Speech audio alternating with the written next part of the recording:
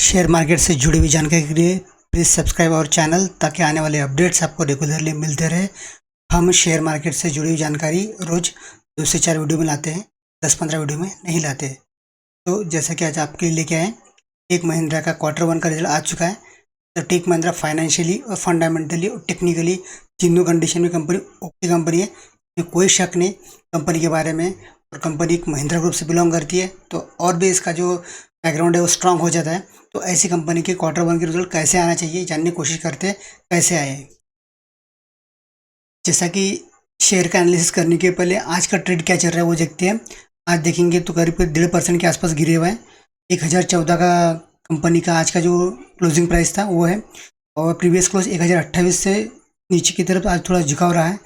तो शायद इससे वजह से एक अंदाज़ा लग सकता है कि शेयर शायद क्वार्टर 1 के रिजल्ट लोगों के एक्सपेक्टेशन के हिसाब से नहीं आए, कि आईटी सेक्टर के वैसे भी रिजल्ट थोड़े से डाउन आ रहे हैं इस बार। कि आईटी सेक्टर का जो बूमरैंग चल रहा था, बूमरैंग थोड़ा सा कंसोलिडेशन फेज में आते हुए दिख रहा है। तो सभी जो आईटी सेक्टर के शेयर है वो आपको थोड़ा सा हल्का सा डाउन परफॉर्मेंस करते हुए दिखेंगे। तो आइए जानते हैं कि इस कंपनी ने क्या करा है और हमें क्या करना चाहिए। जैसा कि आप देख पा रहे होंगे, Tech Mahindra limited quarter 1 result June 30, 2022। अगर आप देखेंगे तो रेवेन्यू फ्रॉम ऑपरेशन में आपको क्या दिख रहा है।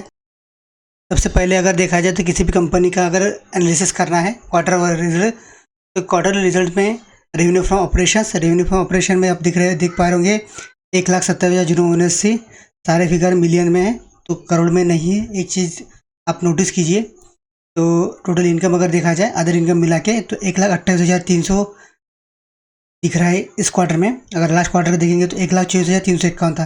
तो क्वार्टर ऑन क्वार्टर कंपनी का जंप हुआ हुआ दिख रहा है आपको, हल्की सी जंप बोल सकते हैं इसको। 1,24,000 से 1,28,000 बहुत बड़ी जंप नहीं। हाँ, अगर ईयर ऑन ईयर का क्वार्टर देखते हैं तो 1,04,549 से 1,28,000 यहाँ अच्छी खासी जंप आपको दिखती हुई मिल रही है रेवेन्यू के सेगमेंट में देखा जाए तो। अब देखते हैं एक्सपेंसेस के सेगमेंट में। एक्सपेंसेस में अगर आप देखेंगे तो यहाँ आपको दिखा देते हैं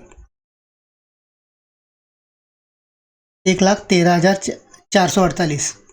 और यहाँ देखेंगे लास्ट क्वार्टर में, तो यहाँ देखेंगे अब 1,05,673। और यहाँ देखेंगे तो 86,904। तो इसमें आप आप देखिए क्वार्टर ऑन क्वार्टर जिस प्रकार से इनकम बढ़ा है उससे ज़्यादा आपको खर्चा बढ़ते हुए दिख रहा है। और अगर आप देखेंगे तो वहाँ एक साल में अगर देखेंगे खर्चों की कंडीशन, तो इनकम में वहाँ बढ़ोतरी हुई है, उसी प्रोपोर्शनेट में कंपनी खर्चे भी बढ़े, तो इसका इम्पैक्ट कंपनी प्रॉफिट पे सीधा आपको दिख रहा है। अगर आप देखेंगे प्रॉफिट बिफोर टैक्स इस कंपनी का इस क्वार्टर का तो 14,852, और लास्ट क्वार्टर का देखेंगे तो 18,688।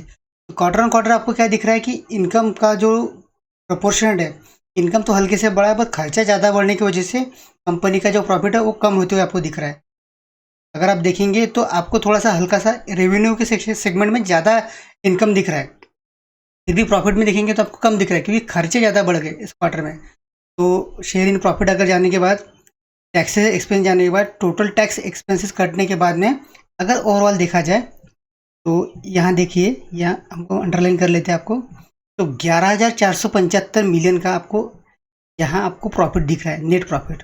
और अगर आप लास्ट क्वार्टर देखेंगे तो यहाँ देखिए 15,453। तो क्वार्टर ऑन क्वार्टर आपको यहाँ गिरावट दिख रही है प्रॉफिट में। और ईयर ऑन ईयर देखेंगे तो देखिए एक साल पहले इतना कम इनकम जनरेट करने के बावजूद भी कंपनी प्रॉफिट अच्छा खासा मेंटेन कर चुकी थी, 13,657। और यहाँ देखिए इनकम बढ़ने के बावजूद भी उस साल से प्रोपोर्शनेट में फिर भी कंपनी अपना खर्चे को कंट्रोल ना करते हुए अपने प्रॉफिट को कम करवाई। यहाँ देखिए प्रॉफिट आपको क्वार्टर ऑन क्वार्टर और ईयर ऑन ईयर दोनों कंडीशन में आपको कम दिख रहा है। तो इससे क्या आउटपुट निकल रहा है कि कंपनी का जो इस क्वार्टर का इनकम है तो हम नेट प्रॉफिट के तुलना में अगर देखते हैं तो नेट प्रॉफिट की कंडीशन में अगर देखा जाए तो इस क्वार्टर में कंपनी को ज़्यादा कुछ गेन नहीं मिला है, पर ज़्यादा कुछ कंपनी ने गंवाया भी नहीं है।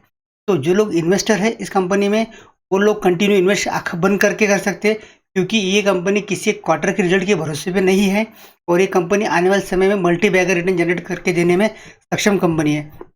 अगर आप इस कंपनी को ट्रैक करते होंगे और आपके चार्ट पैटर्न में अगर कंपनी होगी तो आप अच्छे इन्वेस्टर कैटेगरी वाले, क्योंकि ये कंपनी अच्छे इन्वेस्टर वालों के लिए ही कंपनी है, क्योंकि कंपनी फंडामेंटल्स बहुत ताकतवर है और कंपनी आने वाले फ्यूचरिस्टिक में समझने वाले आने वाले समय में अच्छा खासा करने वाली कंपनी।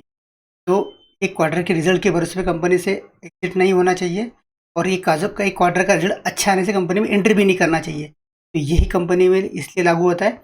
तो आप अगर इन्वेस्टेड है कंटिन्यू कर सकते हैं, कोई दिक्कत नहीं। अगर आप इन्वेस्टेड नहीं है तो इन्वेस्ट करने के लिए अच्छी अपॉर्चुनिटी है, क्योंकि कंपनी अपने हाई से अच्छी खासी गिरी हुई है। ऐसे कंपनी में ऐसे टाइम के लिए इन्वेस्ट करने के लिए अच्छी अपॉर्चुनिटी होती है, तो आप इन्वेस्ट कर सकते हैं। Thank you for watching our video, stay continue with us. I really appreciate your time.